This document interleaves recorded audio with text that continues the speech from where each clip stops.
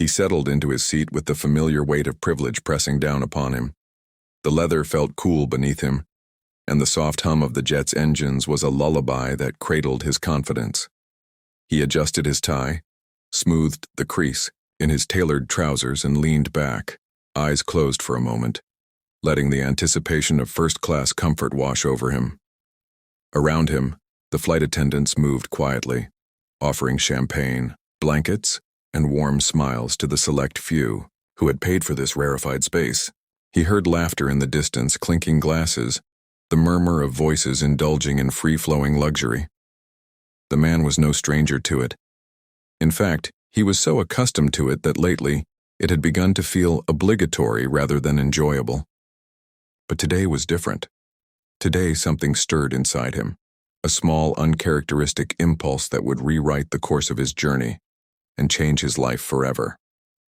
Moments later, the cabin door slid open again, and a frail old lady appeared in the threshold. Her back was bent with age, and her hair, once a vibrant auburn, was now thin and white as goose down.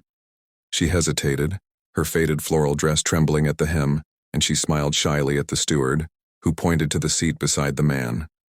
She shuffled forward, cane tapping softly with each step as if marking time itself. The man watched her, feeling a pang of discomfort at the sight of her difficulty. Her eyes, clear and kind, met his for an instant, and he sensed a story unspoken behind them, a weight he did not yet understand. The steward announced, "First class, ladies and gentlemen," and the soft barrier that once separated privilege from the rest of the plane seemed to blur. The old lady reached the row, her hands shaking as she grasped the arm of the chair assigned to her. She eased herself down with effort, her joints stiff and unyielding, and exhaled in relief when she sat. The man hesitated only a millisecond before rising, his heart beat faster than usual, an unfamiliar excitement stirring in his chest. "I'll take her seat," he said, voice steady. The steward looked surprised but grateful, and offered a polite bow. The old lady, startled, looked between them, confusion flickering in her eyes. "Sir, that seat is yours," she protested softly, voice quavering with age. He smiled gently. "Please, be comfortable. I can manage." The old lady shook her head, indignation rising like a flutter. He raised a hand, firm. "It's all right, I insist." With trembling gratitude she accepted, and he guided her cane into her hand before moving past her to the back of the cabin. As he walked, other passengers watched in silence. A few leaned forward, curious. Some smiled approvingly. He felt a flush of pride, but also a curious humility as he took a middle seat in economy. The fabric was coarse against his suit, the legroom scant, the bustle of families and sleepy children pressing around him. Overhead compartments clicked shut, and a mother soothed a crying toddler. He closed his eyes and took a deep breath, a sensation of unease mixing with a new sense of purpose. Across the cabin he saw the old lady adjusting her blanket, her features softening with comfort and relief. She smiled broadly at him through the glass partition. He returned the gesture, then turned back to the seatbelt clicking into place. As the plane pushed back and engines roared, he braced himself, literally, for takeoff, feeling the plane lift in his heart with it. The hours passed in quiet reflection. He watched the world shrink below him into patchwork fields and glinting rivers. He thought about his decisions, always the most profitable investment, the boldest move, the highest return. His life was a series of transactions, each measured by outcome, each aimed at maximizing gain. Yet as he sat among strangers, his body cramped but his mind surprisingly at ease, he realized he had never felt more alive. Later, the lights dimmed and dinner trays clattered in neighboring rows. He reclined as much as the economy seat would allow and dozed lightly. A gentle tap on his shoulder awakened him. He blinked, adjusting to the soft glow of the attendant's flashlight. "Sir, would you like anything? Water? A blanket?" the steward asked kindly. He declined, noticing for the first time the kindness in the attendant's eyes. As the steward moved away, the man glanced toward first class. The old lady was speaking quietly to a flight attendant, pointing toward the business section. Her Gestures were animated and laughter bubbled from her lips, surprising him. When the attendant walked over, the old lady placed her hand on the back of the seat where he once sat and said something earnest. He couldn't hear the words, but he saw the attendant's eyes widen in surprise. Could it be that something the old woman did in return for his kindness? Intrigued, he slipped from his seat and moved quietly toward first class. He stopped at the boundary, peered in through the transparent divider. There, amidst the cushioned seats, lay an envelope on the tray table, addressed to him in neat, looping script. His name was written on it. His breath caught. The attendant noticed him, and with a small nod of permission, approached him. "Ma'am, asked me to give this to you when you returned," she said softly. He took the envelope with fingers that trembled.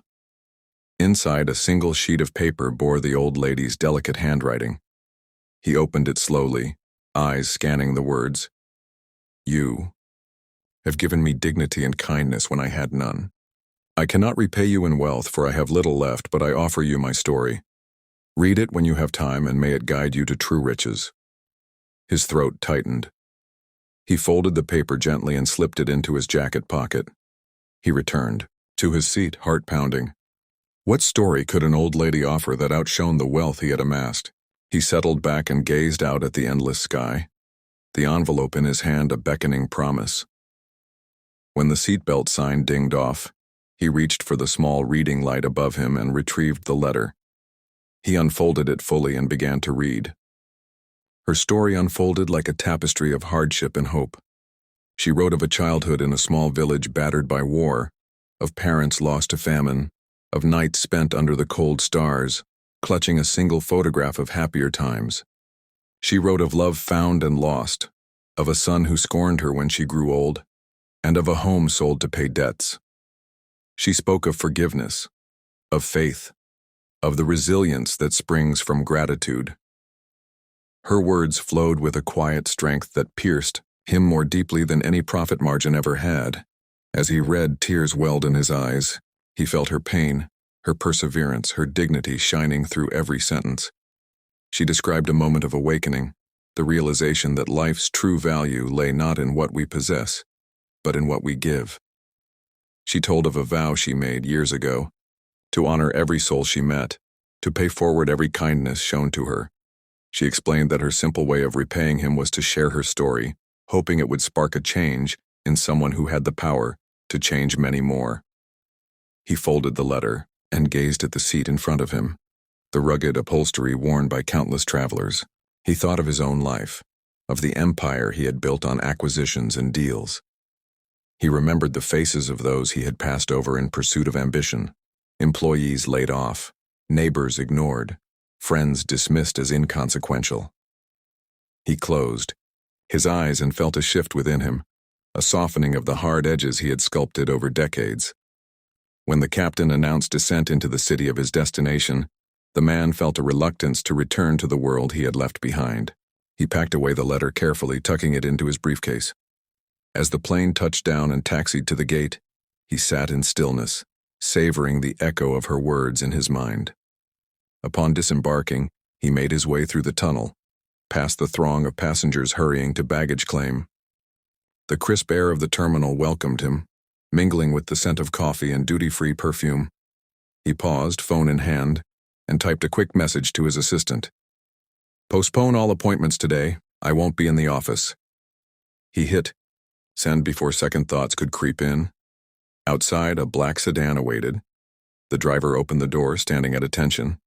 The man climbed in, closing the door gently behind him. As the car pulled away, he stared out at the bustling city, its skyline a jagged silhouette against the morning sun. His mind, though, was elsewhere, racing with possibilities. He slid his hand into the pocket that held the old lady's letter, and retrieved it once more. He read it again, each word resonating like a bell calling him to a new purpose. He knew then what he must do. The sedan whisked him through city streets, past honking taxis and crowded sidewalks. Arriving at his office building, he surprised the receptionist by bypassing security and heading straight to the executive floor. The assistants gasped, the security guards exchanged puzzled glances. He had never arrived unannounced before. He stopped by each department and instead of barking orders, he listened, He heard concerns about overwork, stories of creative sparks crushed by rigid policies, and dreams of community outreach abandoned for quarterly targets. He nodded, taking mental notes. By midday, he summoned his leadership team for an unscheduled meeting. He stood before them, uncharacteristically casual in a crisp white shirt and no tie. He held the letter in his hand, and as he read selected passages aloud, the room fell silent. The words spoke of loss, resilience, and the power of compassion. The atmosphere shifted. Walls of skepticism came down. Tears glistened in the eyes of hardened executives. Their world of spreadsheets and forecasts felt suddenly incomplete. He closed the letter and announced a radical new initiative. The company would allocate a significant portion of its profits to social programs supporting the elderly, the homeless, and vulnerable families. Employees would be given time off to volunteer. Partnerships would be formed with shelters and community centers. He pledged transparency, accountability, and a long-term commitment. It was a transformation more profound than any financial restructuring. Word spread quickly. Local media picked up the story. A billionaire philanthropist turned corporate social advocate after a chance encounter on a flight. Headlines proclaimed the birth of a new leader in compassionate capitalism. Donations poured in from other corporations, inspired by his example. Grassroots movements rallied around the renewed hope. Within weeks, hundreds of lives were touched by the programs he launched, but he paid little attention to the accolades. His focus remained on the human stories. He visited community centers, sat in circle discussions, and shook hands with volunteers. He laughed with elders recalling memories, helped serve meals in soup kitchens, and listened to the dreams of young people eager to break cycles of poverty. He felt alive in a way he never had amid boardrooms and balance sheets. Months later, he received an invitation that stirred his heart. The old lady, now living in a small, sunny apartment donated to her by his foundation, wanted to meet him. He boarded another flight, this time economy again by choice, and walked to her side when the plane landed. She waited for him on the tarmac, smiling. Her eyes sparkled with the gratitude he already felt. They embraced, his strong arms enveloping her frail frame. He lifted her hand and pressed it to his heart. No words were needed. Then she laughed softly, and he laughed too. She pointed to his first-class ticket stub poking out of his jacket pocket. He showed her the letter, now framed on his office wall. And she did what she always did. She offered him her story, yet again reminding him that every act of kindness, no matter how small, can change more lives than any transaction ever could. As they walked toward the car that would take them to the center where her new community thrived, he thought of all the seats he had ever occupied, boardroom chairs, council seats, the plush leather of power. None felt as meaningful as the one he had given up that day on the plane, and none had offered a richer return.